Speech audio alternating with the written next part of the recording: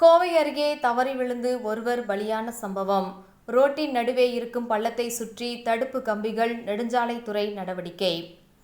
கோவை அடுத்த பேரூர் சிறுவாணி சாலையில் மேற்கு புறவழி சாலைக்காக பாலம் கட்டப்பட்டு வருகின்றது.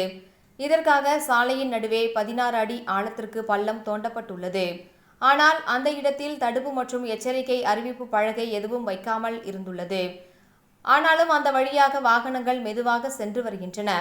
மேலும் அந்த பகுதியில் இரவு நேரத்தில் இருள் சூழ்ந்து காணப்படும். இதன் காரணமாக சாலை பள்ளம் இருப்பதை அறியாமல் இருசக்கர வாகனத்தில் சென்ற பேரூர் தேவராயபுரத்தை சேர்ந்த தனியார் நிறுவன அதிகாரி கார்த்திக் மோட்டார் சைக்கிளுடன் 16 அடி பள்ளத்தில் தவறி விழுந்து சம்பவ இடத்திலேயே பரிதாபமாக உயிரிழந்தார்.